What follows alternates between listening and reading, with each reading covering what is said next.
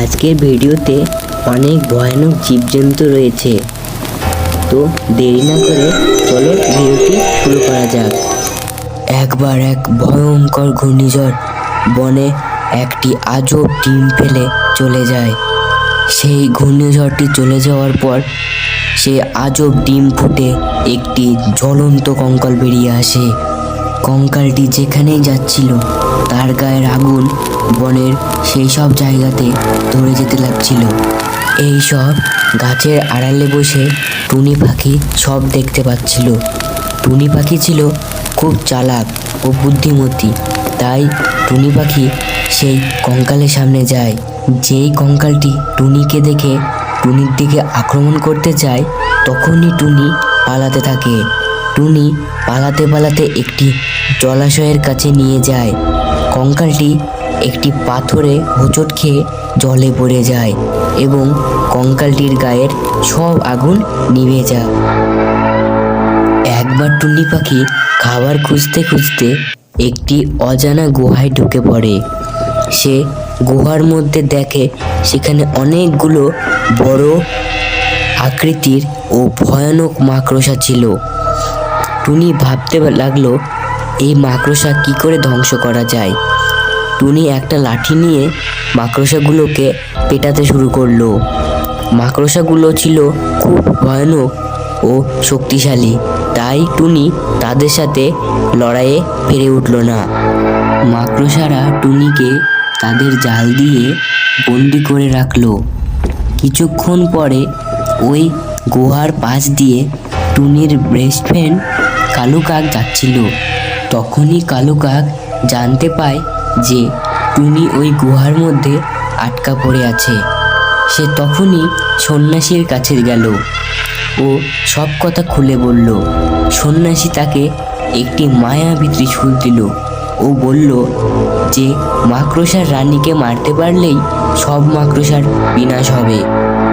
এরপর কালু কাক ত্রিশূল নিয়ে ওই গুহার মধ্যে যায় ও রানী মাকড়সাটিকে ত্রিশূল দিয়ে বিনাশ করে ও সাথে সাথে সব মাকড়সাগুলিরও বিনাশ হয়ে যায় এবং টুনি বেঁচে যায়।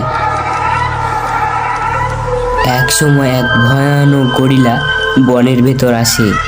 ভয়ানক গরিলাটি বনের সব প্রাণীকে এক এক করে গিলে খেতে লাগলো।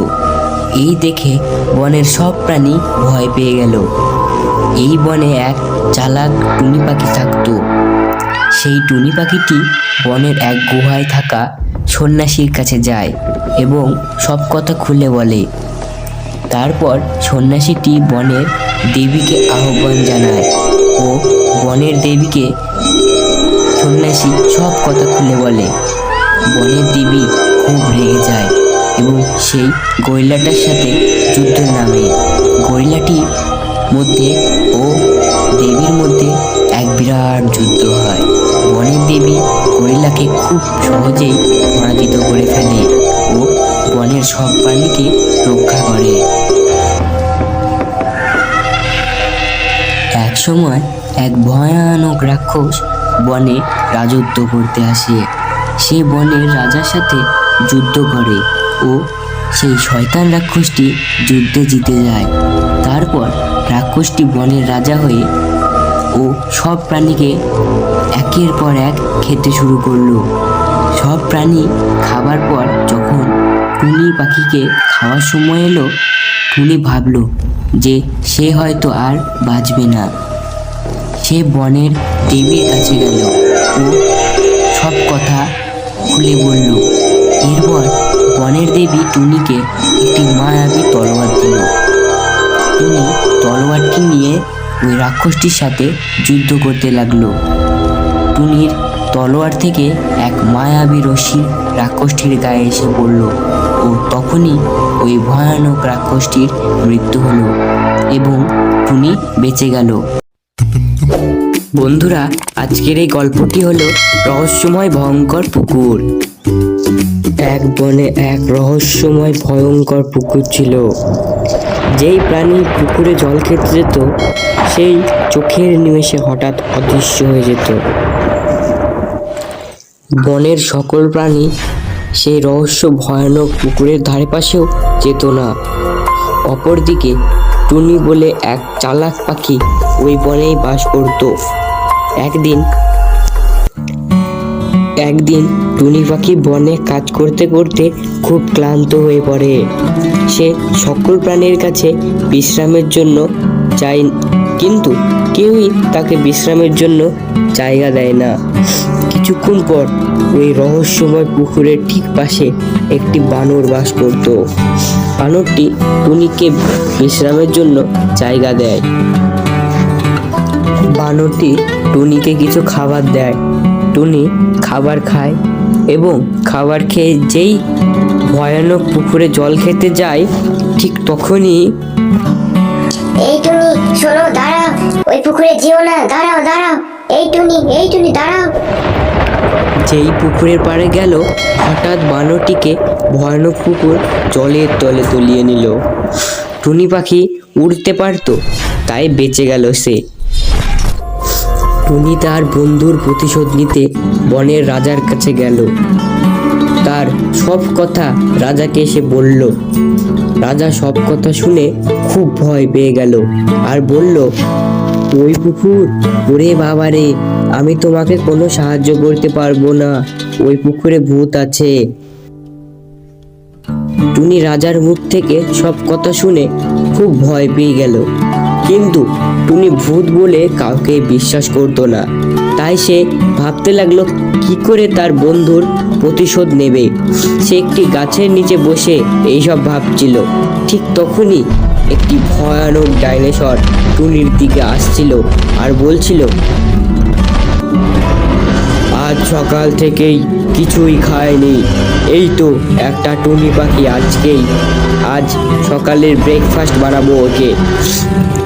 এই শুনে টুনি বলে, দাঁড়াও দাঁড়াও দাঁড়াও, ডাইনোসর ভাই দাঁড়াও, আমাকে খেও না, আমাকে খেয়ে তোমার কোনোই লাভ হবে না, তুমি হাড় খাচ্ছ না মাংস খাচ্ছ কিছুই বুঝতে পারবে না, তাই বলছি আমাকে খেও না। তবে আমার কাছে একটা বিশাল সুস্বাদু প্রাণী আছে তোমার জন্য। এই শুনে ডাইনোসর বলে, ও তুই ঠিকই বলেছিস, তোকে খেয়ে আমার পেট তেমন ভরবে না, তো বল তোর সেই সুস্বাদু প্রাণীটা কোথায় আছে, আমি তাকে জমিয়ে খাবো, তাকে চিকেন 69 কাবাব বানাবো, ও কি জমবে রে। এরপর তুমি ডাইনোসরকে সেই রহস্যময় পুকুরের কাছে নিয়ে গেল আর বলল, এইখানে তোমার 69 কাবাব আছে। কই, আমি তো দেখছি না, কোথায় আমার চিকেন 69 কাবাব। এরপর টুনি বলে, এই পুকুরেই আছে তোমার চিকেন 69 কাবাব, তোমার মুখের আগুন দিয়ে সব জল শুকিয়ে দাও, তাহলেই তোমার চিকেন 69 কাবাব পেয়ে যাবে। আরে আমি তো ভুলেই গেছি আমার মুখ দিয়ে আগুন বেরায়। এরপর ডাইনোসর তার মুখ দিয়ে আগুন বার করে এবং সব জল শুকিয়ে দেয়, আর রহস্যময় ভয়ঙ্কর পুকুরের সব সত্য বেরিয়ে আসে। আসলে জলের তলে একটি কুমির বাস করত।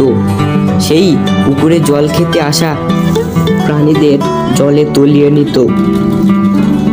আমাকে ছেড়ে দাও, আমি আর এইসব করবো না, আমাকে ছেড়ে দাও। আরে পালাচ্ছিস কোথায়, আমার চিকেন 69 কাবাব, তোকে আজ কোল্ড ড্রিঙ্কসের সাথে চিকেন ফ্রাই করে খাবো। ওইদিকে আমার গ্যাসের তেল গরম করতে দেওয়া আছে, গ্যাস ফুরিয়ে যাবে, জানিস গ্যাসের কত দাম। এরপর ডাইনোসর টুনিটিকে চিকেন 69 কাবাব বানায় ও কোল্ড ড্রিঙ্কসের সাথে মজা করে খায়। এদিকে টুনি খুব ভালো চালাকির সাথে নিজেই বেঁচে গেল এবং বনের সব প্রাণী এখন নির্ভয়ে সেই পুকুরে জল খেতে যেতে পারত। তো বাচ্চারা, আজকের গল্প এই পর্যন্তই। গল্পটি ভালো লাগলে চ্যানেলটিকে সাবস্ক্রাইব করবেন।